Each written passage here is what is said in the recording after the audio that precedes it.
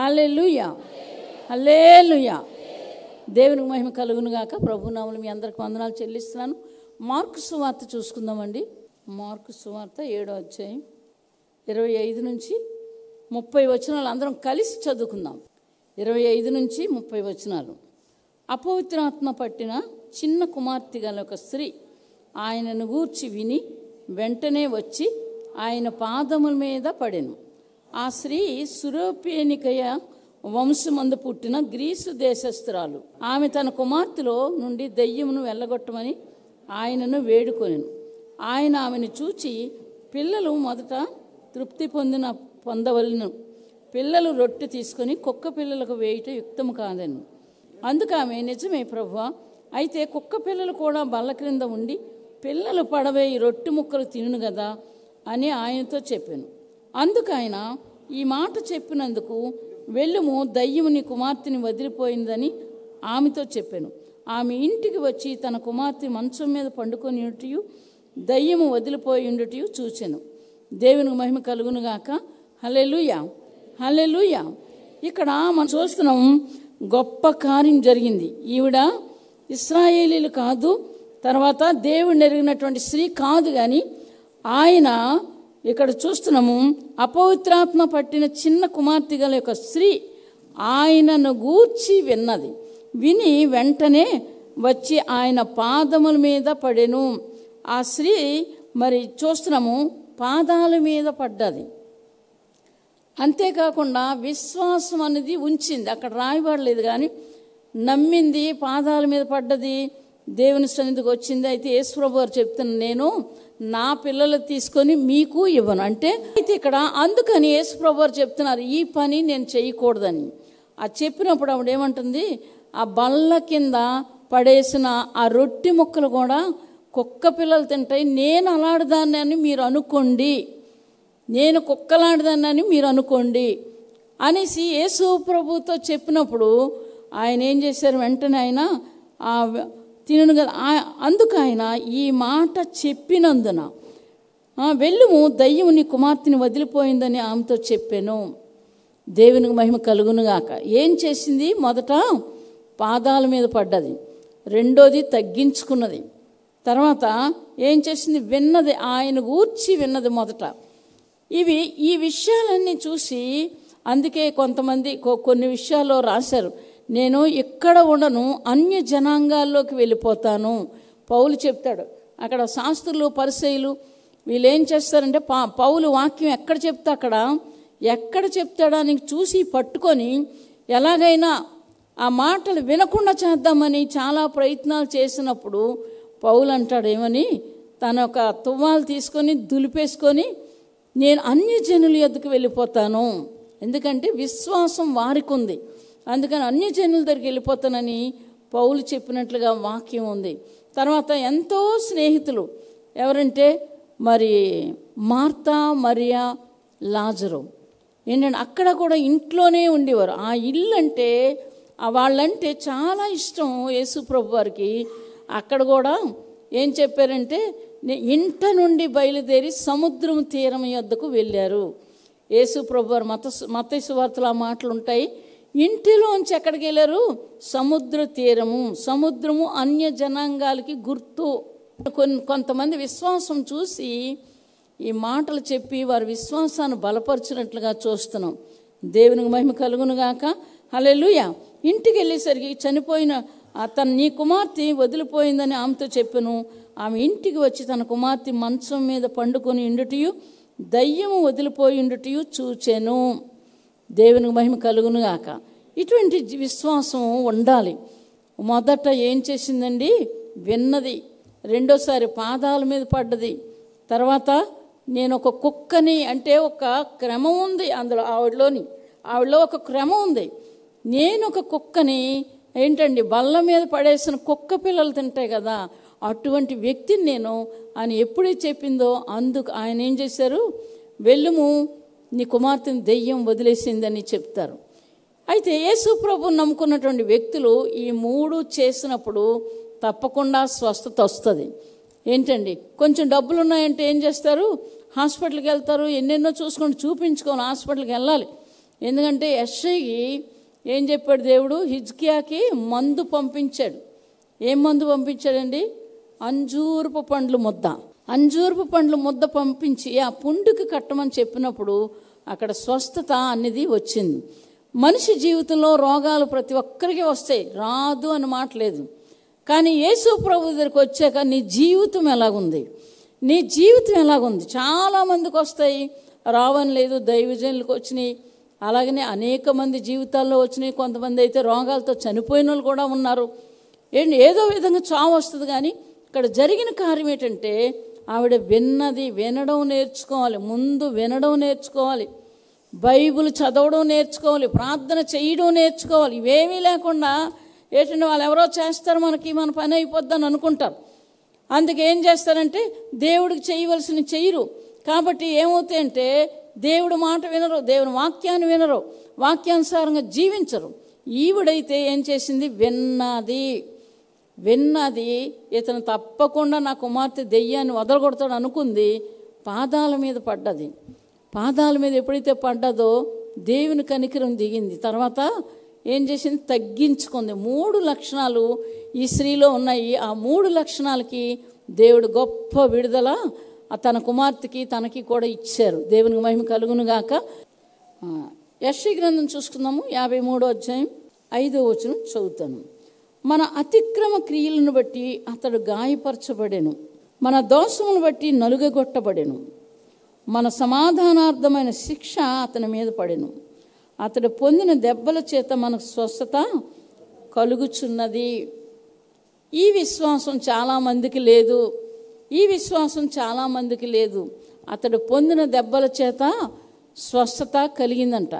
ఒక ఆయన, అంటే నేను విన్న మాటలే, నేను చూడలేదు ఇంతవరకు, ఢిల్లీలో మంచి దైవ సేవకుడు అంట. ఆయన హిందీ ఇంగ్లీషే కానీ తెలుగు రాదు, తెలుగు మాట్లాడరు.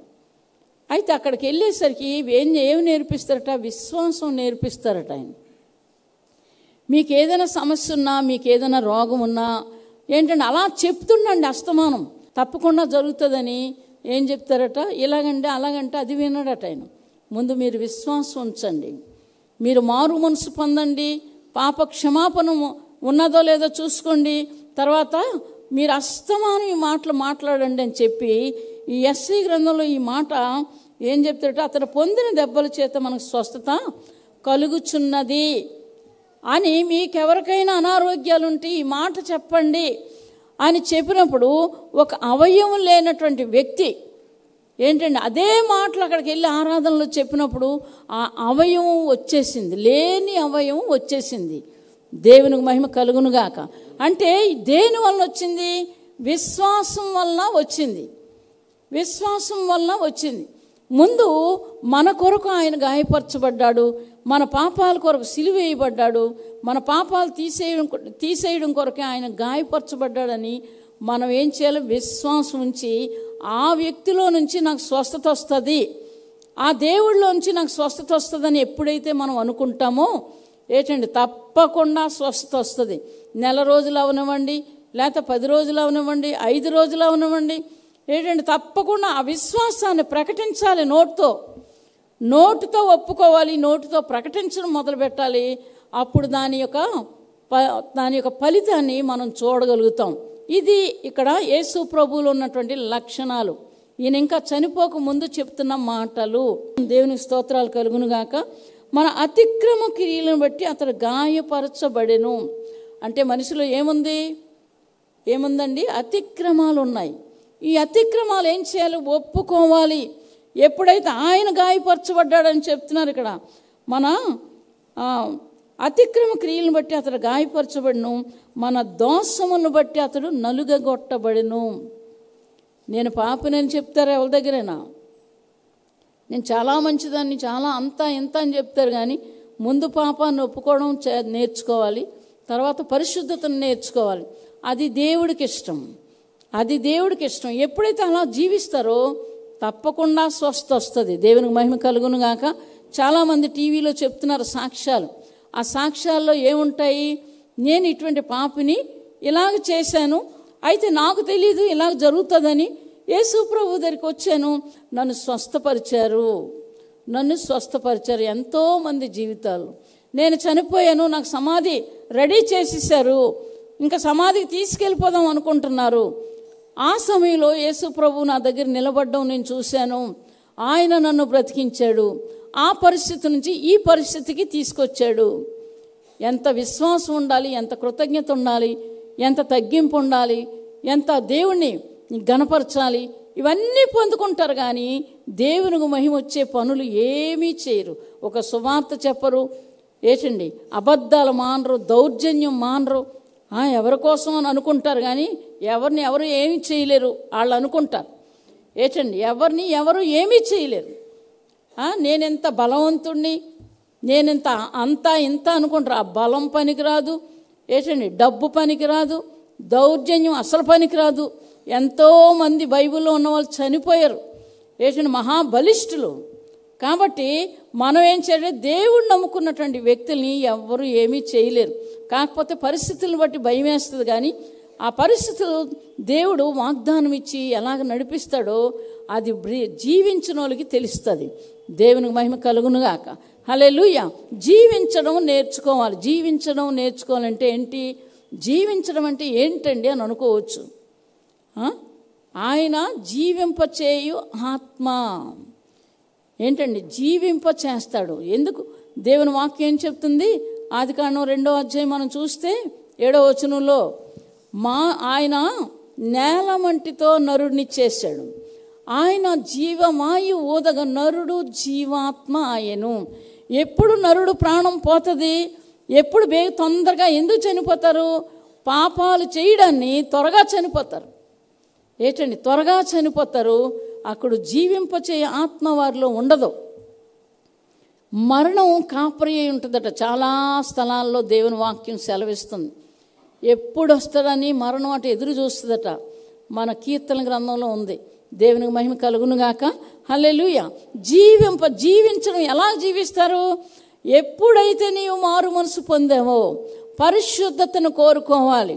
పరిశుద్ధంగా బ్రతకడం, నిజం చెప్పడం, నిజంగా జీవించడం, యథార్థంగా ఉండడం, దేవుని కొరకు జీవించడం, దేవుని కొరకు సాక్షిగా ఉండడం, ఏంటంటే సువార్త చెప్పడం, ప్రార్థన చేయడం, వాక్యం చదవడం ఎప్పుడైతే మీరు చేస్తారో అప్పుడు జీవింపచేయ ఆత్మ నీలో పనిచేస్తుంది. లేకపోతే పని చెయ్యదు. దాన్ని జీవింపచేయు ఆత్మ అంటారు. లోకానుసారంగా ఇటు వెతుక్కుంటాను. చర్చికి వెళ్తున్నాం, వాక్యం చదువుతున్నాం, ప్రార్థన చేస్తున్నాం. చెయ్యవలసినవి చెయ్యకూడదు, చెయ్యవలసినవి చెయ్యాలి, చెయ్యకూడని చెయ్యకూడదు. అది బైబిల్ చెప్పిన మాటలు, యేసు ప్రభు నోటి మాటలు. చెయ్యకూడని కూడా చేస్తూ ఉంటారు. అప్పుడు జీవింపచేయ ఆత్మ ఉండదు. కానీ మరణము వారి కాపరి అయి ఉంటుందట. కాబట్టి చాలా జాగ్రత్తగా జీవించడం నేర్చుకోవాలి. ఇక్కడ చెప్తున్నారు ఏమని, మన దోషములు బట్టి, మన అంటే అందరు దోషాలు ఆయన నలుగగొట్టబడ్డాడు. ఏంటండి, నిజంగా ఈ మాటలు వింటే ఎంతో దుఃఖం వస్తుంది. ఏంటండి, నేను పాపిని, ఏంటంటే నా పాపం కొరకు ఆయన నలగొట్టబడ్డాడు అంటే నిజంగా బ్రతకడం నేర్చుకుంటారు. నిజమే కదా, దేవాది దేవుడు, నన్ను చేసిన దేవుడు, నాలో ఊపిరి పెట్టిన దేవుడు, నన్ను జీవింపచేస్తున్న దేవుడు నా కొరకు నలగొట్టబడ్డాడు. కాబట్టి నేను పాపము చెయ్యను తీర్మానం చేసుకుంటారు. యథార్థంగా బ్రతకడానికి ఏంటండి వెతుక్కుంటారు. ఇది దేవుని యొక్క మాటలు. దేవునికి మహిమ కలుగునుగాక. మన సమాధానార్థమైన శిక్ష అతని మీద పడెను, అతడు పొందిన దెబ్బల చేత మనకి స్వస్థత కలుగుచున్నది. సమాధానం మనకు ఉండాలని ఆయన ఏం చేశారు, ఇక్కడ శిక్ష, సమాధానార్థమైన శిక్ష అతని మీద పడెను. మనం సమాధానంగా ఉండాలని. ఏంటంటే మీకే సమాధానం లేదని అంటారు చాలామంది. సమాధానం లేదని అంటారు. అన్యాయము న్యాయము అని బైబిల్లో ఉంది, దేశంలో ఉంది. ఏంటంటే లాయర్లు ఉన్నారు, కోర్టులో జడ్జీలు ఉన్నారు, పోలీస్ స్టేషన్లు ఉన్నాయి. అనేక విధాలుగా అనేకమైన న్యాయం తీర్చడానికి లోకంలో ఇన్ని ఉన్నాయి. కానీ న్యాయం అయితే చెయ్యరు. దేవునికి మహిమ కలుగునుగాక. హల్లెలూయా. డబ్బులు ఎవరికాసు ఉంటే అటుకాసు మాట్లాడతారు. అది తప్పైనా, అది పాపమైనా, అది మంచిది కాకపోయినా అటువైపే కాళ్ళు పరిగెడతాయి. కానీ దేవుని శిక్ష నుంచి వాళ్ళు తప్పించుకోలేరు. అయితే ఈ లోకంలో ఉన్న ఈ న్యాయాలన్నిటికంటే దేవుడు న్యాయమైన శిక్ష విధిస్తాడు. దేవునికి మహిమ కలుగునుగాక. ఎప్పుడండి, ఎప్పుడో అని అంటారు. ఎప్పుడో కాదు. ఏంటంటే చాలామంది జీవితాల్లో మనం చూసాం, మనం చెప్పుకున్నాం, చాలాసార్లు చెప్పాను. దానియేలు జీవితంలో న్యాయం చేయలేదా? యోసేపు జీవితంలో న్యాయం చేయలేదా? ఏంటంటే మొర్దెకై జీవితంలో న్యాయం చేయలేదా? దేవుడు నమ్ముకున్న వాళ్ళకి తప్పకుండా న్యాయం చేస్తాడు. అది నమ్మాలి, వినాలి, దాని ప్రకారంగా జీవించాలి. జీవించకపోతే మాత్రం న్యాయం జరగదు. నేను యేసు ప్రభువుని నమ్ముకున్నానండి, నాకెందుకు న్యాయం చేయడు? నీ ఇష్టానుసారంగా జీవించి నాకు చేయడనంటే జరగదు. అలాగా యేసు ప్రభువుని నమ్ముకున్నా అలాగ జరగదు. ఎప్పుడైతే దేవుని వాక్యం విని ఆయన పాదాలు పట్టుకొని ఆయన చెప్పింది మనం తగ్గించుకొని ఎప్పుడైతే చేస్తామో తప్పకుండా దేవుని కార్యాలు మన జీవితాల్లో చూస్తాం. ఇప్పుడు దాకా చూసాం అనేకమైన. ఇప్పుడు చేయరా? ఎంతమంది దేవుని కార్యాలు చూశారు? దేవునికి మహిమ కలుగునుగాక. మరి చూస్తే ఇప్పుడు చేయరా? అప్పుడు చేసిన దేవుడు ఇప్పుడు చేయరా? అప్పుడున్న దేవుడు ఇప్పుడు ఉన్నాడు కదా. నిన్న నేడు రేపు ఒకే రీతిగా ఉన్నాడు ఆయన. నిన్నంటే ఆది, తర్వాత మధ్యను, ఆఖరును, నిన్న నేడు రేపు ఒకే రీతిగా ఉన్నాడు. మీరు ఎలాగున్నారు? మీ గుండె మీద చేసుకొని మీరు దేవునికి చెప్పుకోవాలి. నేను అలా ఉన్నానా? దేవునికి ఇష్టకరంగా ఉన్నానా? దేవుడు ఏదో చేస్తాడు, దేవుని ఆలయంలో కూర్చోపోతే అవ్వదని అనుకుంటారు. ఏంటండి వాళ్ళ మీద వీరి మీద పోటీలు. ఏంటండి అంతేగాని పోటీల పనులే కానీ దేవుని సన్నిధిలో ఉండాలని ఆశ లేదు. ఏంటండి ఇలాంటి పనులు చేస్తారు కాబట్టి వారి జీవితాల్లో విజయాన్ని చూడలేరు. ఉన్నదంతా అయిపోతుంది, ఖాళీ అయిపోతుంది. కాబట్టి ఈ విషయాల్లో జాగ్రత్తగా ఉండాలి. దేవునికి మహిమ కలుగును గాక. యోహాను సువార్త చూసుకుందామండి. యోహాను సువార్త 9వ అధ్యాయం 30వ వచనం నుంచి చదువుతాను. అందుకు ఆ మనుష్యుడు, ఆయన ఎక్కడి నుండి వచ్చునో మీరెరుగకపోవుట ఆశ్చర్యమే. అయినను ఆయన నా కన్నులు తెరిచెను. దేవుడు పాపులు మనమే ఆలకింపడని ఎరుగుదుము. ఎవడైనను దేవభక్తుడై ఉండి ఆయన చిత్తము చొప్పున జరిగించిన ఎడల ఆయన వారిని మనవి ఆలకించును. పుట్టుగ్రుడ్డి వాని కన్నులు ఎవరైనా తెరిచినట్టు లోకం పుట్టినప్పటి నుండి వినబడలేదు. ఈయన దేవుని యొద్ద నుండి వచ్చినవాడు కాని ఎడల ఏమీ చేయనేరడని వారితో చెప్పెను. అందుకు వారు, నీవు కేవలము పాపివై పుట్టినవాడవు, నీవు మాకు బోధింపవచ్చితివా అని వానితో చెప్పి వాని వెలివేసిరి. పరిసయ్యులు వాని వెలివేసిరని యేసు విని వాని కనుగొని, నీవు దేవుని కుమారుని యందు విశ్వాసం ఉంచుచున్నావా అని అడిగాను.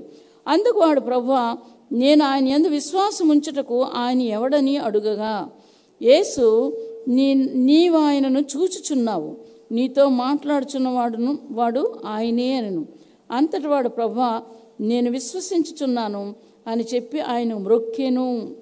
అప్పుడు యేసు, చూడని వారు చూడవలను, చూచువారు గ్రుడ్డివారు కావాలను అను తీర్పు నిమిత్తము నీ లోకమునకు వచ్చి తినని చెప్పాను. దేవునికి మహిమ కలుగునుగాక. పరిసయ్యులు ఒప్పుకోవడం లేదు, ఇష్టపడడం లేదు. ఈ దినాల్లో యేసు ప్రభువుని ఇష్టపడడం లేదు చాలామంది. పూర్వకాలంలో మరి భక్సింగ్ గారు, తర్వాత దానియేలు గారు, మరి తర్వాతన యేసన్న గారు, ఇంకా దైవ సేవకులు చాలామంది వారి దినాల్లో చాలామంది భయంతో ఉండేవారు. ఇప్పుడు భయపడలేదు యేసు ప్రభు అంటే, దేవుడు అంటే భయపడడం లేదు. ఎందుకు? యేసు ప్రభు ఉన్న కాలంలో కూడా ఏంటి, ఈ శాస్త్రులు పరిసయ్యులు యేసు ప్రభు ఎక్కడైతే మహిమ వచ్చేస్తుందో అని చాలా జాగ్రత్తగా కనిపెట్టి ఆయన వెంబడిస్తూ, ఎవరు? పరిసయ్యులు ఏంటంటే ఈయన ఎలాగైనా సరే అవమానపరుచుదామని ఎక్కడికి వెళ్తే అక్కడ కళ్ళు బాగయ్యాయి కదా, ఇతను దేవుడు ఇతనే చేశాడు కాబట్టి ఆ మాటలు వారి కళ్ళు కనబడడం లేదు. ఏంటండి, ఎక్కడ మమ్మల్ని వెలివేస్తారా? మేము మోషే కాలంలో, అబ్రహాం కాలంలో ఉన్నటువంటి నిజమైన దేవుని యొక్క సేవకులమి. వాళ్ళకి ఏమున్నాయి? నిజానికి నిజమైన సేవకులం అని చెప్తున్నారు. వాళ్ళు ఏం చేసేవారంటే ధనాపేక్ష, వ్యభిచారం, అబద్ధాలు, మోసాలు, అన్యాయాలు, అక్రమాలు, పొరుగువాడు దోచుకోవడం, ఇవన్నీ కూడా శాస్త్రులు పరిసయ్యులు ఉన్నాయి వాళ్ళ జీవితాల్లో. సమయం వచ్చినప్పుడు వాళ్ళు ఏం చెప్తున్నారంటే, మేము నీవు మాకు బోధిస్తావా? ఆ గ్రుడ్డివాడు నిజంగా ఏం చేశాడు? నా కళ్ళు బాగుపడ్డాయి, ఇంతకంటే నాకేం కావాలనుకున్నాడు. నా జీవితంలో నా కళ్ళు బాగుపడ్డాయి, ఇంతకంటే నాకేం కావాలని వెతుకుతున్నాడేమో యేసు ప్రభుని తెలియదు. కానీ అతన్ని వెలివేశారని యేసు ప్రభు ఆయన దగ్గరికి వచ్చారు. దేవునికి మహిమ కలుగునుగాక. కష్టాల్లో, శ్రమల్లో, ఇబ్బందుల్లో, అవమానాల్లో దేవుడు వదిలేసే దేవుడు కాదు. అతన్ని వెలివేశారని విని యేసు ప్రభు ఆ గుడ్డివాడి దగ్గరికి వచ్చారు. నిన్ను బాగు చేసిన వారు ఎవరో నీకు తెలుసు అంటే, నాకు తెలియదు అంటాడు. నీతో మాట్లాడుతున్న వ్యక్తిని ఆయన్ని అనబోసరికి నేను విశ్వాసం ఉంచుతున్నానని మ్రొక్కుకున్నాడంటే, అంటే ఏం మ్రొక్కుకున్నాడు అనుకుంటాను నేను, అక్కడ రాయబడలేదు. కానీ నా జీవితాంతం నీ సేవ చేస్తాను, నా కళ్ళు కనబడినట్లుగా చేసావు, నా జీవితానికి, నా బ్రతుక్కి నిష్కృతి, నాకు విమోచన వచ్చింది కాబట్టి నాకు ఇంతే చాలు, కాబట్టి నేను మ్రొక్కుకుంటానని మ్రొక్కుకొని విశ్వాసం ఉంచాడట. ఇది చేస్తే స్వస్థత కార్యాలు జరుగుతాయి. మీ జీవితాల్లో స్వస్థత జరుగుతుంది. ఈ వాక్యం చదవాలి. ఈ వాక్యం ఏం చెప్తుందో ఆ విధంగా జీవించడం నేర్చుకోవాలి. చాలామంది చాలా ప్రశ్నలు వేశారు ఇక్కడ. అందుకు ఆ మనుష్యుడు, ఆయన ఎక్కడి నుండి వచ్చునో మీరు ఎరుగుకుపోవట ఆశ్చర్యమే. నాకైతే కళ్ళు లేవు కానీ మీకు కళ్ళు ఉన్నాయి కదా, మీకు తెలీదా? ఆయన ఎక్కడి నుండి వచ్చాడో మీకు తెలీదా? ఆశ్చర్యము అంటున్నాడు. ఆయన నా కన్నులు తెరిచాను. ఇదొక్కటే మనసులో పెట్టుకున్నాడు. నాకేమీ కనబడదు, తడువుకుంటా వెళ్ళేవాడిని, లేకపోతే ఎవరో సాయం పట్టేవారు. ఎక్కడికి వెళ్ళాలన్నా తీసుకెళ్ళాలి, తల్లిదండ్రులు ఉంటే తీసుకెళ్ళాలి, లేదా పక్కోళ్ళలో బ్రతిమలాడాలి. చాలా చాలా బాధలు ఉంటాయి కళ్ళు లేనోళ్ళకి. ఇటువంటి భయంకరమైన పరిస్థితిలో దేవుడు నన్ను తప్పించాడు, నన్ను విడిపించాడు, నా జీవితానికి అంతే చాలు అని మొక్కుకొని ఆయన సేవ చేయడం మొదలుపెట్టాడు. ఆయనకి విడుదల వచ్చింది. దేవునికి మహిమ కలుగునుగాక. హల్లెలూయా. అందుకు యేసు ప్రభు వారు చెప్తున్నారు ఏమని, చూచిన వారు గుడ్డివారు కావాలా. చూసారండి, గుడ్డివారు కావాలి. చూస్తున్నటువంటి కన్నులు గుడ్డివారుగా ఉండాలి. చూసారండి, అందుకని నిజమే తెలిసి కూడా పాపాలు చేసిన వాళ్ళకి మరి మనం ఏం చేయలేము. కాబట్టి స్వస్థత ఏ విధంగా జరిగింది? విశ్వాసంతో. పుట్టి గుడ్డివాడు కళ్ళు ఎవరైనా తెరిచాడా అని చెప్తాడు ఆయనే. ఎవరైనా తెరిచినట్టు విన్నామా? ఏంటండి, విన్నామా? మనం తెరిచినట్టు వినలేదు కదా అని ఆ మాటలు చెప్తున్నారు. ఎవరు తెరవగలరు? దేవుడే తెరవగలడు. ఆయన దేవుడు కాబట్టి ఆయన తెరిచాడు, చూశాడు, చూసి మొక్కుకున్నాడు. హృదయంలో మొక్కుకోవాలి. దేవునికి మహిమ కలుగునుగాక. దేవుని సేవ కోసం మొక్కుకోవాలి. ఇది దొరకలేదు కాబట్టి ఇంకోటి, ఇది దొరకలేదు కాబట్టి ఇంకోటి, ఇలాంటి పనులు చేయకూడదు. ఏదైతే నువ్వు అనుకున్నావో ఆ పనిలోనే ఉండాలి. కానీ రెండోది, కొంతమంది సేవ కోసం మొక్కుకుంటారు. బాగా చదువుకోవాలండి, బాగా చదువుకోవాలి, ఒక మంచి ఉద్యోగం చెయ్యాలి, లేకపోతే ఊరికనే సేవకు వచ్చేసారు అని అంటారు. సేవ అంటే మాటలా? ఆయన ఈ ప్రపంచంలో ఏ మనిషికి లేనటువంటి భాగ్యం అది. దేవునికి మహిమ కలుగునుగాక. కన్నీటితో ప్రార్థన చేశాను కానీ ఉద్యోగాలకు పంపలేదు.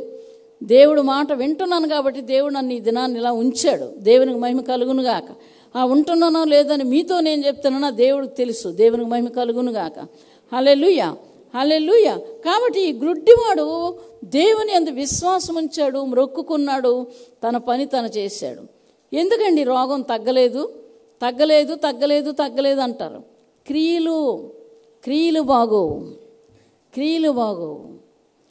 అసూయ, ద్వేషం, కలహం, ఒక మనిషి మీద కక్ష. ఏంటండి కక్ష? ఎవరి మీద కక్ష పెట్టుకోవాలి? బైబిల్ దావీదు చెప్తున్నాడు. చాలామంది జీవ గ్రంథంలో వాడు పేరు తీసేయాలి. ఏంటండి, వాడు భార్య తిరగల విసరాలి. ఏంటండి, వారి భార్యలు భర్తలు లేకుండా అయిపోవాలి. ఇవన్నీ ఎందుకు? దావీదు జీవితంలో జరిగిన అన్యాయాలకి దేవుడితో చెప్తున్న మాటలవి. ఏంటండి, దేవుడితో చెప్తున్న మాటలు. అన్యాయస్తులు, అక్రమంగా పనిచేస్తున్నవారు, జీవితంలో ఎలాగైనా దావీదును ఉంచకూడదు అనుకున్నటువంటి ప్రజలు ఏంటంటే దగ్గర చంపిపోతారు.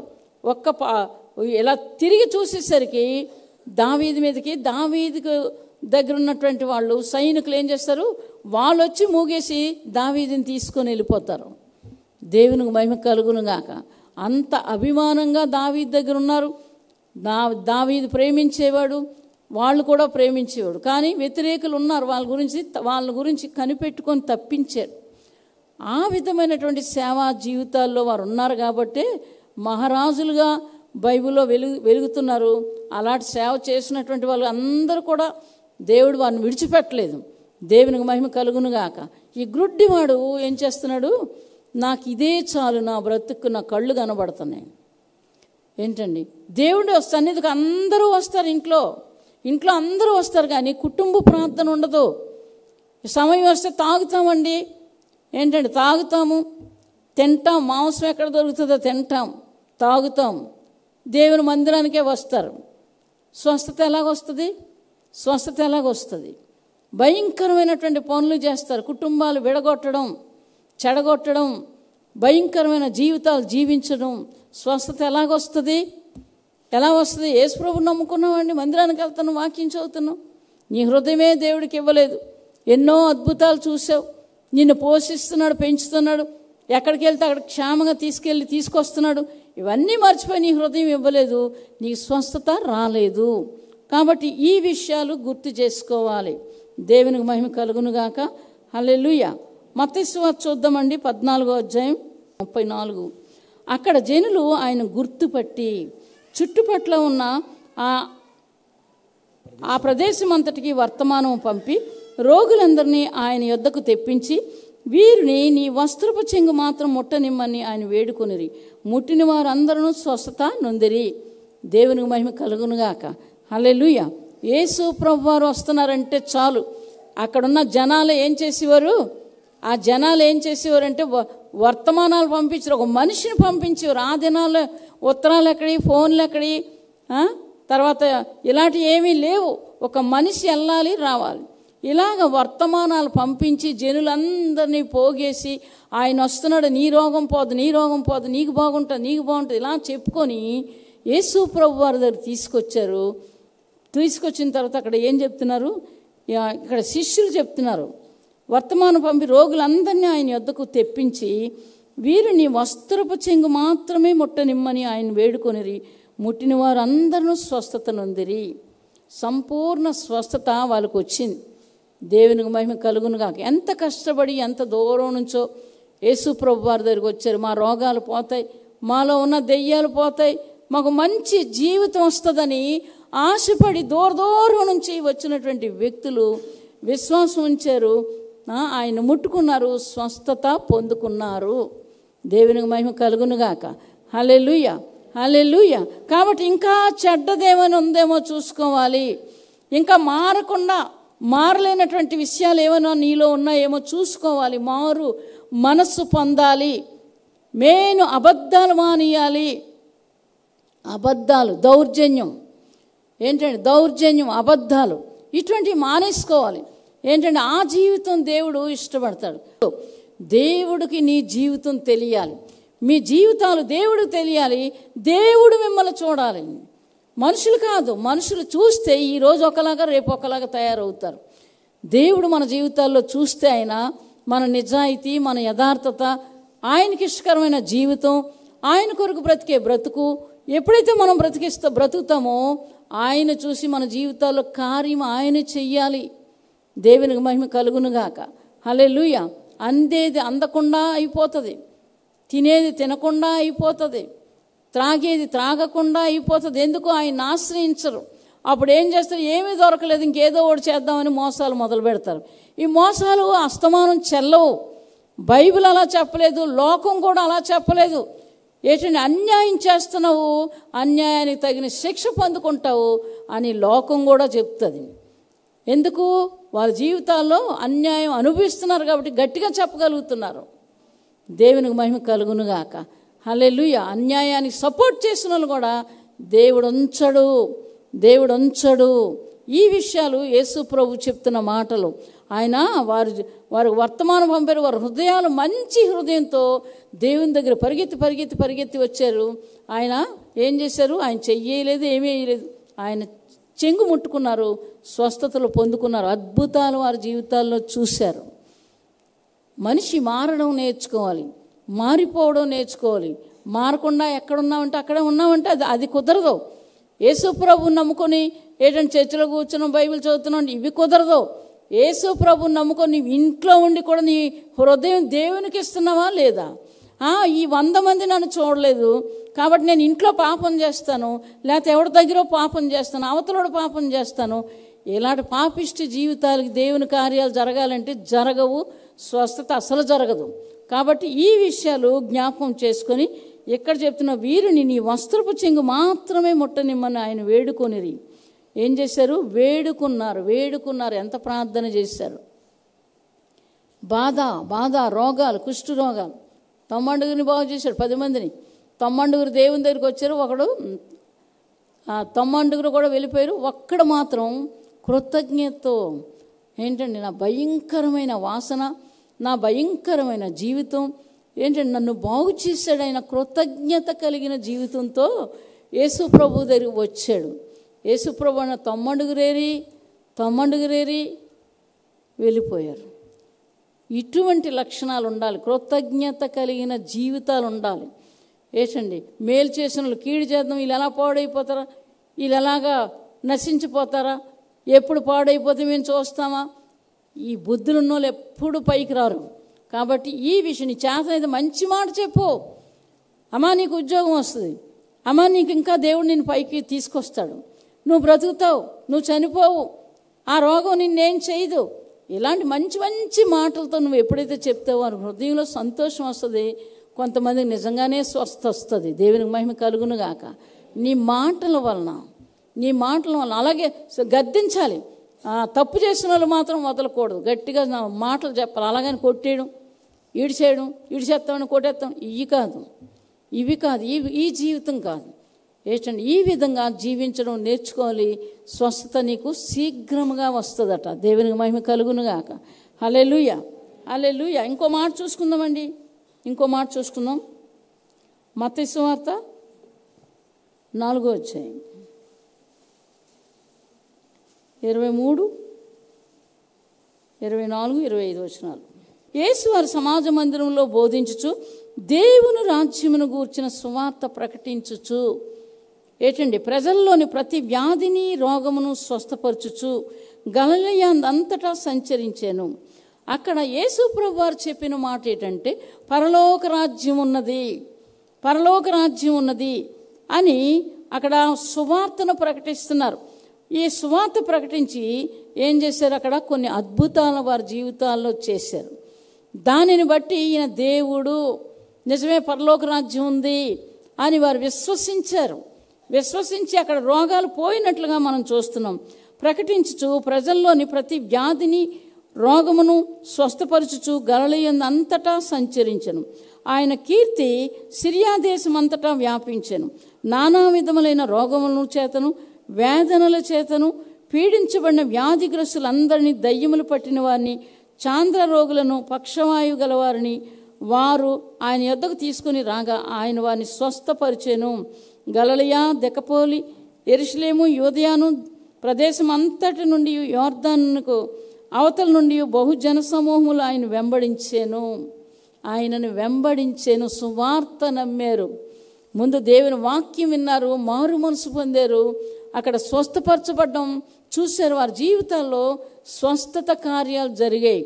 ఏంటంటే బాధించబడిన వారు, పీడించబడిన వారు, రోగాలతో చాంద్ర రోగాలు అంటే ఏం చేసేవారు, ఒక చాంద్ర రోగం ఆ వ్యక్తి ఉన్నాడు ఇక్కడ. చిన్నప్పటి నుంచి నిప్పల్లోని నీళ్ళని తోసేసిదట దెయ్యం. ఈ శిష్యులు బాగు చేయలేకపోయారు. యేసు ప్రభువుని అడుగుతారు. అప్పుడు అడిగినప్పుడు ఆయన విశ్వాసం ద్వారా, ప్రార్థన ద్వారా ఇది జరుగుతుందని అప్పుడు చెప్పి ఏం చేశారు, ఆయన ఆ చాంద్ర రోగం కలిగిన వ్యక్తిని విశ్వాసం ఉంచమని చెప్తాడు. నాకు విశ్వాసం ఉంది, నాకు అపనమ్మకం రాకుండా చేయమని దేవుడిని వేడుకుంటాడు. నాకు అపనమ్మకం రాకుండా చెయ్యి అని. అప్పుడు ఆ చాంద్ర రోగాన్ని బాగు చేసినట్లుగా మనం బైబిల్లో చూస్తున్నాం. దేవునికి మహిమ కలుగునుగాక. హల్లెలూయా, హల్లెలూయా. కాబట్టి ఇక్కడ కీర్తి సిరియా దేశం అంతటా చేతను వేదనల చేత పీడింపబడిన వ్యాధిగ్రస్తులందరినీ, దయ్యములు పట్టి వారిని, చాంద్ర రోగులు ఇంకా చాలామంది ఉన్నారు. ఎంతమంది అండి బాగుపడ్డారు. తిండి లేని సమయాలు, కష్ట సమయాల్లోని భయంకరమైన పరిస్థితుల్లో యేసు ప్రభువుని నమ్ముకున్నామండి అనేసి చెప్పిన వాళ్ళు చాలామంది ఉన్నారు. ఎంతమంది ఉన్నారు? ఆ పరిస్థితులు చాలా చేతులు లెగడం లేదు, ఏడు చెప్తామని ఏటండి పరిస్థితులు, భయంకరమైన పరిస్థితుల్లో దేవుణ్ణి నమ్ముకున్నారు. ఆ పరిస్థితుల నుంచి దాటారా లేదా? గట్టిగా చెప్పాలి. దాటారు కదా. మరి ఎంతమంది సువార్త చేస్తున్నారు? ఎంతమంది సువార్త చేస్తున్నారు? ఎవ్వరు చేయట్లేదు కదా. ఉద్యోగాలు వచ్చేయాలి, పెద్ద మేడలు కట్టేసుకోవాలి. నిజంగానే ఆయన ఎందుంటే ఆయన ఇస్తాడట. కట్టని ఇల్లు, ఏటండి నాటని పళ్ళు, తవ్వని నీళ్లు ఇశ్రాయేలుకి ఇచ్చాడు దేవుడు. వాళ్ళు తిని ఏం చేశారు? వ్యభిచారాలు చేయడం మొదలుపెట్టారు, విగ్రహారాధన చేయడం మొదలుపెట్టారు. అందుకు దేవుడికి అసహ్యం వేసి చంపేశాడు వాళ్ళని చంపేశాడు. ఇప్పుడు అంతే జరుగుతుంది. కొంచెం ఓర్చుకోవాలి, చూడాలి. ఓర్పు గొప్ప కార్యాలు చేస్తుంది. దేవునికి మహిమ కలుగునుగాక. హల్లెలూయా, హల్లెలూయా. కాబట్టి ఆ రోజుల్లో వాళ్ళు ఆ పని చేశారు. సువార్త ఎంతమంది ప్రకటిస్తారు? చర్చకొచ్చిన వాళ్ళు, రానీయకుండా చేసిన వాళ్ళు ఎంతోమందిని నాకు తెలుసు. ఏటండి ఇది పాపం కదా. ఆ పాపం పట్టుకుంటుందట నిన్ను. నీ వాకిటి పాపం ఉంటుంది, నిన్ను పిలుస్తుంది. సువార్త చేయాలి. ఒక్క సమరయ స్త్రీ కోసం యేసు ప్రభువారు ఆ మధ్యాహ్న సమయంలో ఎండలో ఆకలి ఊర్లోకి వెళ్ళారు వాళ్ళు భోజనం తేవడానికి. ఏటండి మీరు వెళ్ళండి, మీకు తెలియని ఆహారం నాకు ఒకటి ఉందని శిష్యులు చెప్తారు. అప్పుడు సమరయ స్త్రీ కోసం అక్కడ నిలబడ్డారు, ఒక్క స్త్రీ కొరకు, ఒక్క ఆత్మ కొరకు. ఎంతమంది అండి చర్చికి రానివ్వకుండా చేశారు నాకు తెలుసు. ఏంటండి ఎంతమంది రానివ్వకుండా చేశారు, చాలామందిని. ఇవన్నీ పాపం కదా. సువార్త చెప్పకపోగా తిరిగి ఏం చేస్తున్నారు, ఈ పనులు చేస్తున్నారు. దేవుడు వదులుతాడా? వదిలేస్తాడా? వాళ్ళని వదులుతాడా? మొదలయ్యి కష్టాలు, కానీ భయం లేదు. ఏంటంటే భయం లేదు. ఇక్కడ ఏం చెప్తున్నారు ఆయన? సువార్త ఆయన ముందు ప్రకటించి ఎప్పుడైతే మనిషిలోకి దేవుని మాట వెళ్తుందో ఆ మనిషిలో ఒక పశ్చాత్తాపం అనేది వస్తుంది. ఆ పశ్చాత్తాపం వచ్చిన తర్వాత ఏం జరుగుతుంది? దేవుని కార్యం జరుగుతుంది. అలాగ నా జీవితంలో జరిగింది. నేను పశ్చాత్తాపం పడ్డం మొదలుపెట్టాను. బైబిల్ చదివేస్తాను, అవతల పారేస్తాను, స్నానం చేస్తాను అనుకున్న వ్యక్తిని, ఎంత భయంకరమైన వ్యక్తి ఆలోచన. దేవుని తెలియక ముందు ఎప్పుడైతే యోహాను సువార్త 19:4 నాకు దేవుడు మాట్లాడారో, ఏడుపు ఏడుపు పశ్చాత్తాపం వస్తుంది. అది జరగాలి. అది ఒక్కరోజు కాదు. పాపాన్ని ఒప్పుకొని విడిచిపెట్టాలి, మరి చెయ్యకూడదు. అది దేవునితో కలిసి ఉండే జీవితం. పాపం మరలా చెయ్యకూడదు. ఎప్పుడుదా చేయకూడదు? నువ్వు చనిపోయి నీ పెట్టిలో పెట్టిందాక, సమాధిలోకి వెళ్ళిందాకా నువ్వు చేయకూడదు. పాపం మరలా చేయకూడదు. ఏంటండి పాపం మరలా చేయకూడదు. అలాగని యేసు ప్రభు మాటలు. అలాగే ఎంతమంది ఉన్నారండి సువార్త చేస్తున్నారా? ఒక ఆత్మని దేవుని దగ్గర తీసుకొస్తున్నారా? ఇదంతా పాపం. చెడగొట్టేవాళ్ళు ఎవరు? శాస్త్రులు, పరిసయ్యులు ఉండిపోయారా? యేసు ప్రభువుని చంపేద్దామని కుట్ర పన్నారు. ఏమైంది? భూకంపంలో యేసు ప్రభువుని ఎప్పుడైతే సిలువేశారో, చీకటి కమ్మేసిందో, పెద్ద భూకంపం వచ్చింది. బిల్డింగులతో అలా పడిపోయి చచ్చిపోయారు. ఉండరు. అయినా భయం లేదు. ఎప్పుడో జరుగుతుందిలే అనుకోండి. ఎప్పుడో జరగదు. ఏంటండి పాపం ఎక్కడున్నదని చెప్పాడు దేవుడు? వాకిట్లో ఉంది. పాపం వాకిట్లో ఉంది, రమ్మని పిలుస్తుందట అది. కాబట్టి ఈ మాట చూసుకుందాం ఒక దగ్గర. ఆదికాండం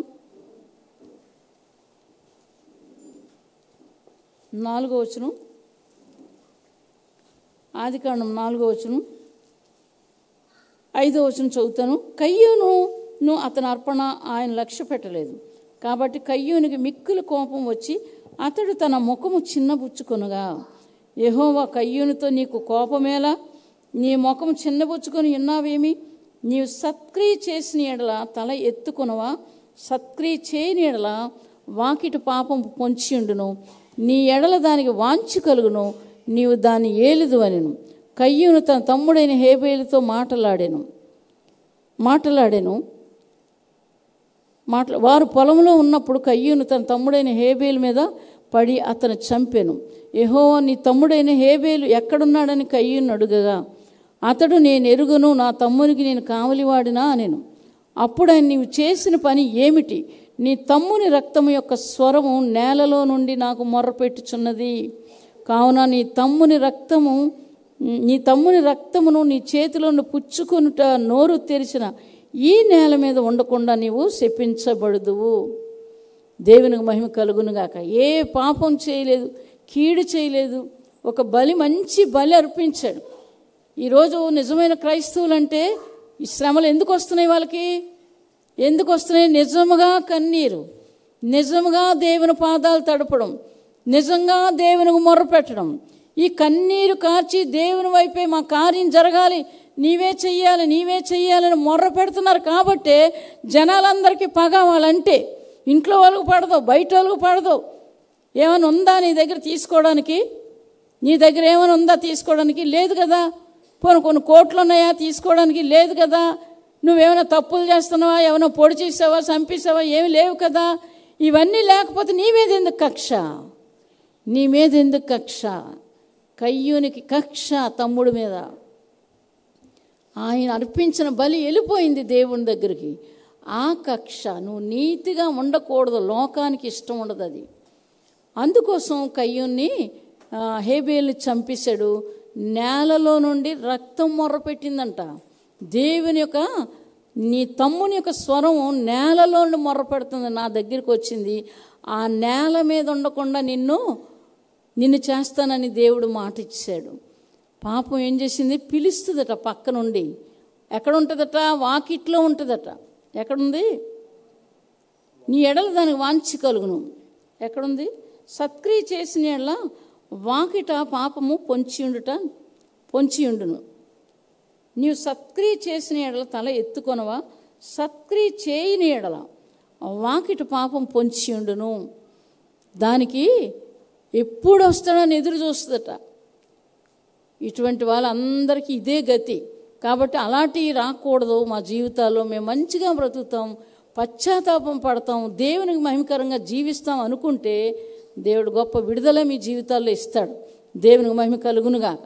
హల్లెలూయా, హల్లెలూయా. ఇంకా చూస్తున్నాం మత్తయి సువార్త 17వ అధ్యాయం 20-21 వచనం. అందుకైన మీ విశ్వాసం చేతనే మీకు ఆవగింజంత విశ్వాసం ఉండిన యెడల ఈ కొండను చూచి ఇక్కడ నుండి అక్కడికి పొమ్మనగానే అది పోవును. మీకు అసాధ్యమైనది ఏదీ ఉండదని నిశ్చయంగా మీతో చెప్పుచున్నానని వారితో అనెను. దేవునికి మహిమ కలుగునుగాక. హల్లెలూయా. ఇక్కడ ఒక మంచి మాట యేసు ప్రభు వారు చెప్తున్నారు.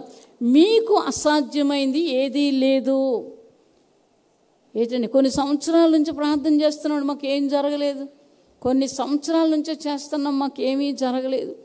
అంటే ఏమి లేదు, దేవుని తక్కువగా చేస్తున్నారు. ఆయన గణపరచకుండా, విశ్వాసం ఉంచకుండా తగ్గించేస్తున్నారు. దేవుడు చెయ్యడు. ఏంటండి, వాళ్ళకి చేస్తాడు, మాకు చెయ్యడు అని. మీకు అసాధ్యమైంది కాదు. ఏముంది? ఆ కనాను స్త్రీ ఏం చేసింది? మొదటొచ్చి విన్నది దేవుడినని వినేం చేసింది? పాదాల మీద పడ్డది. ఏంటండి, పాదాల మీద పడ్డది. ఏంటండి, అందుకు ఆయన ఏం చేశాడు? స్వస్థపరిచాడు. దేవునికి మహిమ కలుగునుగాక. పాదాల మీద పడ్డం, తర్వాత వినడం. ఏంటండి, ఒక క్రమం. అక్కడ 3 విషయాలు మనం చూసుకున్నాం. ఆ విధంగా చేసింది, విశ్వాసం ఉంచింది. ఏం చేస్తారు? ఆయన చేయలేడు. ఆయన మనకు చేయడు. మనకెందుకు చేయడు? చేయకపోతే భూమి మీద ఉంటావు, నువ్వెందుకు దండుగా? నీ స్థలం దండుగా. ఒక ఆయనతో చెప్తున్నాడట, ఇక్కడ నేను పాతాను, అనేక సంవత్సరాలను చూస్తున్నాను, ఏమైనా ఒక ఫలం వస్తుందని రాలేదు, ఇంకెందుకు ఇక్కడ ఈ స్థలం దండుకు, కాబట్టి తీసేయండి అని దేవుడని యెహోవా యేసు ప్రభుతో చెప్తే ఆయన బ్రతిమలాడారట. ఈ 1 సంవత్సరం ఉంచు, నేను బాగా తవ్వి మంచిగా బలమైన గెత్తం వేస్తాను,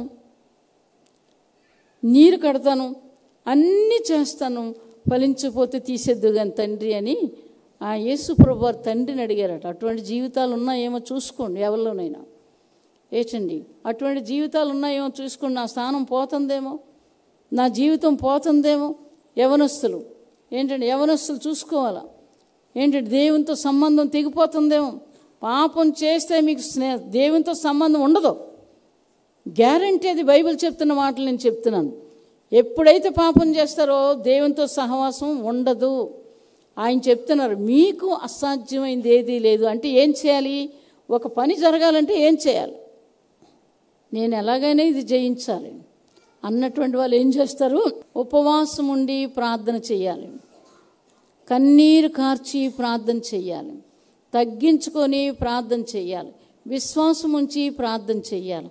దేవుడు నాతోని నా ముందునే ఉన్నాడని ప్రార్థన చేయాలి. ఈ కార్యం జరగాలి. నీ నోటమ్మట అస్తమానం కూడా వ్యతిరేకమైన మాటలు రాకూడదు. అది దేవునికి ఇష్టం లేని పని.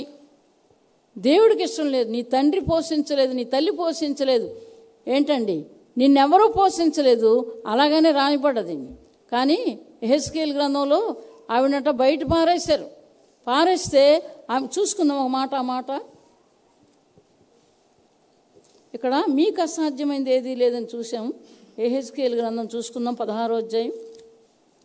మరియు యెహోవా వాక్కు నాకు ప్రత్యక్షమై ఈలాగా సెలవిచ్చును, నరపుత్రుడా, యెరూషలేము చేసిన హేయ కృత్యములను దానికి తెలియజేసి నీవీలాగా ప్రకటింపు. ప్రభువైన యెహోవా యెరూషలేమును గూర్చి ఈ మాట సెలవిచ్చుచున్నాడు, నీ ఉత్పత్తియు నీ జననము కనానీయుల దేశ సంబంధివై, నీ తండ్రి అమోరీయుడు, నీ తల్లి హిత్తీరాలు, నీ జనన విధమును చూడగా నీవు పుట్టిననాడు నీ నాభి సూత్రం కోయబడలేదు, శుభ్రమగుటకు నీవు నీళ్లతో కడగబడను లేదు. వారు నీకు ఉప్పు రాయకపోయిరి, బట్ట చుట్టకపోయిరి. ఈ పనిలో ఒకటైనా నీకు చేయవలని ఎవరినూ కటాక్షింపలేదు. నీ యందు జాలిపడి వాడు ఒకడునూ లేకపోయాను. నీవు పుట్టినాడే బయట నేలను పారవేయబడి చూడగా అసహ్యముగా ఉంటివి. పాపం చేసిన వాళ్ళండి అసహ్యులు. ఏంటండి, పారేశారు. ఇక్కడ ఈవిడ్ని పారేశారు, తల్లిదండ్రులు పారేశారు. ఇష్టపడలేదు, బొడ్డు కొయ్యలేదు, తర్వాత ఉప్పు రాయలేదు, ఏమీ చేయలేదు, బట్టలు కూడా చుట్టలేదు, బయట పారేసిన దాన్ని దేవుడు కనికరించి తీసుకొస్తే ఆ స్త్రీ ఏం చేసింది అనుకున్నారు? ఏం చేశాడు ఆయన అక్కడ? అయితే నేను నీ యొద్దకు వచ్చి రక్తంలో పొర్లుచున్న నిన్ను చూచి, నీ రక్తంలో పొర్లుచున్న నీవు బ్రతుకుమని నీతో చెప్పి తిని, నీవు నీ రక్తంలో పొర్లి ఉన్నను బ్రతుకుమని నీతో చెప్పి తిని, మరియు నేల నాటబడిన చిగురు వృద్ధిగినట్లు నేను నిన్ను వృద్ధిలోనికి తేగా నీవు ఎదిగి పెద్దదానివై అభరణ భూషితరాలువైతివి. దిగంబరువై వస్త్రహీనముగానున్న నీకు తల్లిదండ్రులు తల వెంట్రుకలు పెరిగాను. మరియు నేను నీ యొద్దకు వచ్చి నిన్ను చూడగా ఇష్టం పుట్టించు ప్రాయం నీకు వచ్చి ఉండెను. నీకు అవమానం కలగకుండా నిన్ను పెండ్లి చేసుకొని నీతో నిబంధన చేసుకొనగా నీవు నా దానివైతివి. ఇదే ప్రభువైన యెహోవా వాక్కు. ఇక్కడ ఏం చేశాడు? యెరూషలేము అంటే సంఘము. యెరూషలేము అంటే సంఘము. ఏంటంటే నిజంగా ఇటువంటి జరిగినాయి, పిల్లలు నిజంగా జరిగినాయి, కానీ ప్రత్యేకంగా సంఘానికి చెప్తున్న మాటలు ఏంటంటే యెరూషలేము గురించి నరపుత్ర ప్రత్యక్షమైన యెరూషలేము చేసిన హేయ కృత్యముల గురించి నీతో చెప్తున్నాను అని ఇక్కడ చెప్పి ఒక స్త్రీని సాదృశ్యంగా తీసుకొని, నీ బ్రతుకు ఇటువంటిది, నేను ఎలా తయారు చేశాను, ఇష్టం పుట్టించేటట్లుగా నిన్ను తయారు చేస్తే నీవేం చేసావు? చూడండి 15వ వచనం చదువుతాను. అయితే నీ సౌందర్యమును నీవు ఆధారం చేసుకొని నీ కీర్తి వచ్చినందున నీ వేశ్యవై దారిని పోవు ప్రతి వానితో బహుగా వ్యభిచరించుచూ వచ్చితివి. పిలిచిన వారి తెలతో పోతివి. మరియు నీ వస్త్రంలో కొన్ని తీసి చిత్రముగా అలంకరించబడిన ఉన్నత స్థలమును ఏర్పరిచి వాటి మీద ఇలాగా చేస్తున్నట్లుగా మనం చూస్తున్నాం. ఏం చేసింది? ఇలాంటి లేరా? ఇప్పుడు ఏం చేస్తున్నారు? ఇదే పనులు చేస్తున్నారు. దేవుడు ప్రేమించి అన్నీ ఇస్తే ఇదే పనులు చేస్తున్నారు. దేవుడు విడిచిపెట్టడు. ఇక్కడ ఏం చేశాడు చూసారండి? నీ బాల్యం కాలము నీవు దిగంబరవి వస్త్రహీనముగా నుండి నీ రక్తంలో నీవు పొర్లుచుండిన సంగతి మనస్సునకు తెచ్చుకొని కొనక ఇన్ని హేయక్రియలను ఇంకా జారోత్తములు చేయుచూ వచ్చితివి.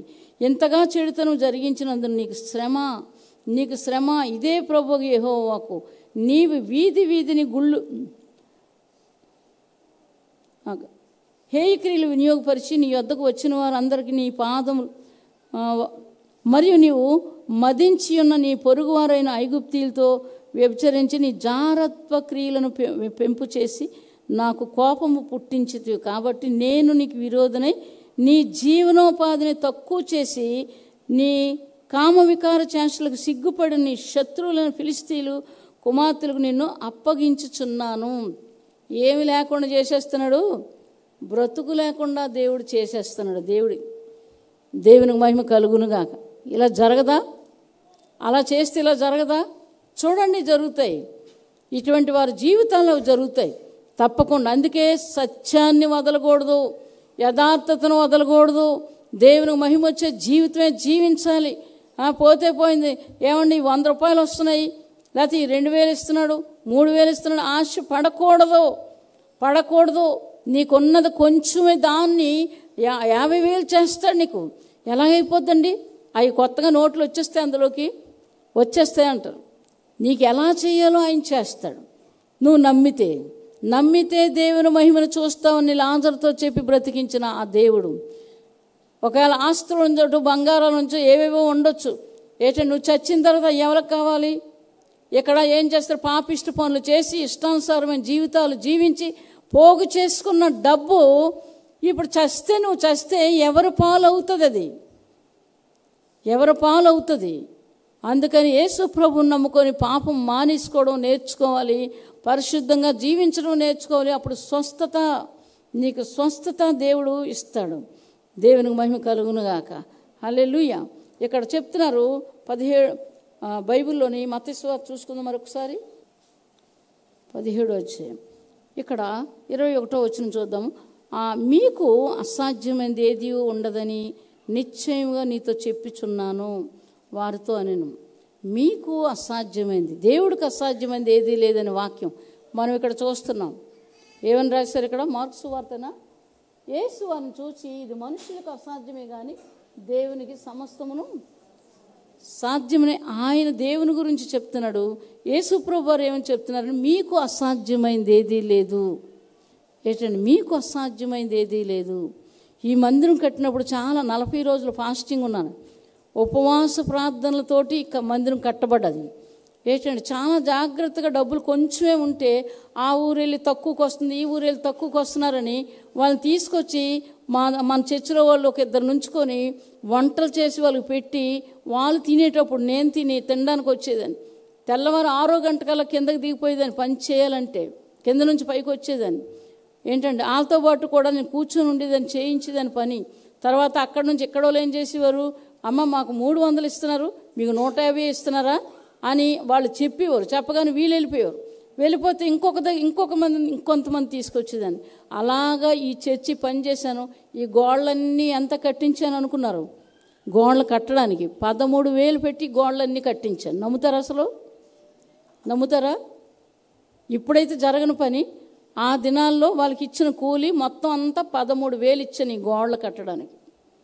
అలాగ డబ్బులు జాగ్రత్తగా చేసి కష్టపడి ఏంటండి ఇంకా డబ్బులు లేకపోయినా ఏం చేసేదని ఉపవాసం, వెంటనే ఉపవాసం ఉండేదాన్ని.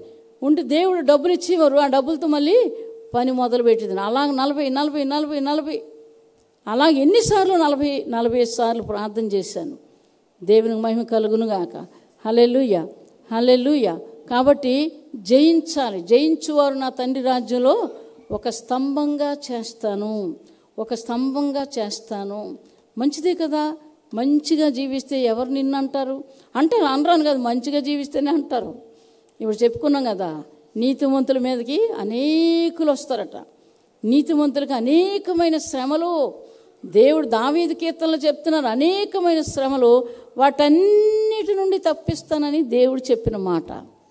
దేవునికి మహిమ కలుగునుగాక. అందుకు మీకు అసాధ్యమైంది ఏదీ లేదు. మీరు సమయం చూసుకోండి. ఏంటంటే నేను రాత్రి 7 గంటల నుంచి 12 గంటల దాకా వాక్యం చదవడం, ప్రార్థన చేయడం. ఏంటండి ఇలా చేసేదాన్ని. దేవుని వాక్యం నా హృదయంలో ఉంచుకున్నాను. అది కూడా ఉపవాసం ఉండి ప్రార్థన చేసేదాన్ని. నేను చదువులేని దాన్ని, తక్కువ చదువుకున్నాను. కానీ దేవుడు నాకు ఇచ్చిన మాటలు బట్టి మీకు చెప్తున్నాను. ఇవన్నీ కూడా దేవుడు ఉపవాస ప్రార్థనల ద్వారానే దేవుడు ఇచ్చాడు మాకు. దేవునికి మహిమ కలుగునుగాక. హల్లెలూయా. వాగ్దానంతో కూడిన భూమిది. వాగ్దానంతో కూడిన భూమి, వాగ్దానం చేయబడిన భూమి. అందుకే ఎవరు రాలేకపోతున్నారు. ఏదైనా చేద్దామంటే చేయలేకపోతున్నారు. వాళ్ళ వల్ల అవ్వట్లేదు. ఏంటంటే మేము అనుకుని భయపడిపోయాం, కానీ దేవుడు మమ్మల్ని విడిచిపెట్టలేదు. ఆయన స్థానంలోకి మళ్ళీ తీసుకొచ్చాడు. ఎప్పుడు నేను చర్చి లేకుండా లేను అని చాలా ఏడ్చాను. ఏంటండి బయటికి రావడానికి లేదు. మేము ఒకరు గృహం, మంచి ఇల్లు దేవుడు మాకు అప్పగించాడు. వాళ్ళు ప్రేమించేటట్లు చేశారు. మాకు వంటలు చేసి అన్నీ చేసి పెట్టేవారు. ఏంటండి చక్కగా తినడానికి అవుతుంది, కానీ మా మనసు బాగలేదు. కానీ అంతేగాని ఏ జైల్లో కూడా మేము లేవు. దేవునికి మహిమ కలుగునుగాక. అలాంటి పని నా దేవుడు చెయ్యనివ్వడం. దేవునికే వందనాలు చెల్లిస్తున్నాను. దేవునికి మహిమ కలుగునుగాక. ఎన్నో ప్లాన్లు వేశారు. తప్పకుండా జైల్లోని వీళ్ళు పెట్టాలి, సంఘం చెదిరిపోవాలి, ఏంటంటే మేము స్వాధీనం చేసుకోవాలి అన్న ఆలోచనతో ఉన్నారు. సంఘము చెదరనివ్వలేదు. ఏంటంటే మమ్మల్ని జైల్లోకి కూడా వెళ్ళనివ్వలేదు. దేవుడు మళ్ళీ తిరిగి తన స్థానంలోకి తీసుకొచ్చాడు. ఇంకా ఏం జరుగుతుందో నిజం తెలుస్తుంది, చేస్తాడు దేవుడు. దేవునికి మహిమ కలుగునుగాక. కాబట్టి దేవుడు చెప్తున్న మాట ఏంటంటే మీకు అసాధ్యమైనది ఏదీ లేదు. ఎలా ఉండాలి? నీతిగా, యథార్థంగా, దేవుని వాక్యానుసారం. మారు మనసు అంటే ఏంటో ముందు నేర్చుకోవాలి. వాక్యం అంటే ఏంటో నేర్చుకోవాలి. ఇతరులకు సువార్త చెప్పాలి. అనేకులు రక్షణలోకి నడిపించుకోవాలి. నెలంతా ఉద్యోగం చేసి జీతం తెచ్చుకుంటావు నీ కుటుంబానికి పోషించుకోవడానికి. నీ ప్రాణాన్ని కాపాడి నీకు రక్షణ ఇచ్చి నీ కొరకు చనిపోయిన యేసుక్రీస్తు కొరకు నీవేం చేస్తున్నావు? ఏం సమయం ఇస్తున్నావు? ఏం చేస్తున్నావు? ఒకసారి నువ్వు ప్రశ్నించుకో. నిన్ను నీవే ప్రశ్నించుకో. నిన్ను ఈ విషయాలు ఎవరు దండించరు, కొట్టరు, తిట్టరు, ఏమీ అనరు. కానీ బైబిల్ చెప్తుంది, బైబిల్ చెప్పిన మాట వినడం నేర్చుకోవాలి. దేవునికి మహిమ కలుగునుగా. చెడగొట్టడం, పాడు చేయడం, ఏంటండి కారణం లేకుండా మాట్లాడడం, ఇలాంటివన్నీ మంచిది కాదు. ఏదైనా తప్పు చేస్తే కారణం ఒకటి ఉండాలి, కారణాన్ని బట్టే మాట్లాడాలి. కానీ కారణం లేకుండా మనం ఏది మాట్లాడడానికి వీల్లేదు. గట్టిగా మాట్లాడు. నువ్వు దొంగతనం చేసావు, ఏంటండి నువ్వు చెప్తున్నారు అని నువ్వు చేసావా లేదా ఒప్పుకున్నదాకా నువ్వు అడగాలి. అవును తప్పు అయిపోయింది, పొరపాటు అయిపోయింది, దేవుడు నన్ను క్షమించను కాక అంటే తప్పకుండా నిన్ను క్షమిస్తాడు. మరలా చేయకూడదు. ఇది దేవుని లెక్కలు. దేవుని లెక్కల్లోకి వెళ్తే నువ్వు బ్రతుకుతావు, లెక్కల్లోకి వెళ్ళకపోతే చస్తారు. కాబట్టి అటువంటి జీవితం చావడానికి కాదు కదా, నిత్యము ఉండాలి. నిత్యము జీవించడానికి యేసు ప్రభువుని నమ్ముకున్నాం. ఎంతమంది ఒప్పుకుంటారు? దేవునికి మహిమ కలుగునుగాక. మధ్యలో చచ్చిపోవడానికి కాదు, ఈ విషయాలు గమనించుకొని జీవించడం నేర్చుకోవాలి. మీరు మంచిగా బ్రతకండి, విశ్వాసం ఉంచండి. దేవుడు ఏదైనా చేస్తాడని నమ్మకం ఉంచండి, తప్పకుండా దేవుడు చేస్తాడు. మీరు చూస్తారు మీ ఇష్టానుసారంగా జీవించడానికి దేవుడు చేయలేదని ఇతరులతో చెప్పకండి. ఆ మాట చెప్తే దేవుడు నామానికి అవమానం, ఆయన బాధపడి ఏడుస్తాడు. ఈ మాటలు చెప్పకండి. ఏదైతే ఆయన చేయపోండి, పర్వాలేదు, నా కొరకు ప్రాణం పెట్టాడు ఆయన, అంతకంటే ఇంకేం కావాలి? నన్ను ఆయన దగ్గర ఉంచుకోవడానికి ఇష్టపడి నన్ను నా కొరకు ప్రాణం పెట్టాడు, ఇంతకంటే ఏం కావాలి? తప్పకుండా నీ జీవితంలో కార్యాలు దేవుడు చేస్తాడు. విశ్వాసం ఉంచడం నేర్చుకోవాలి. దేవునికి మహిమ కలుగునుగాక. ఏది ఎలాగ జరుగుతుందో, ఇప్పుడు దాకా మన జీవితాల్లో ఎన్నో అద్భుతాలు చూసాం. ఏంటండి, జరగవలసిన దాని కొరకు ఎదురు చూడాలి, చెడ్డదాని కొరకు ఎదురు చూడకూడదు. ఏంటంటే మన జీవితంలో దేవుడు ఏం కార్యం చేయబోతున్నాడో దాని కొరకు ఎదురు చూడడం, ఆశతో ఎదురు చూడడం నేర్చుకోవాలి. దాన్ని అనుభవిస్తాం మనం ఈ భూమి మీదే. అలాగని బైబిల్ చెప్తుంది. దేవునికి మహిమ కలుగునుగాక. అలాంటి జీవితం దేవుడు మన అందరికి ఇచ్చునుగాక. ఆమేన్. ప్రార్థన చేసుకుందాము. ప్రార్థన చేసుకోండి. ప్రభా, విశ్వాసం ఇవ్వండి. నాకు అసాధ్యమైనది ఏదీ లేదని చెప్తున్నారు. మా దగ్గర నుంచి మేము కోరుకుని ఏవి కూడా పోకుండా సహాయం చేయండి. ప్రార్థన చేసుకోండి. మీ హృదయంలో విశ్వాసం ఇమ్మని అడగండి, తప్పకుండా దేవుడు ఇస్తాడు. ఆవగింజంత విశ్వాసం ఉంటే చాలు. నమ్మిన యెడల దేవుని మహిమను చూస్తావు.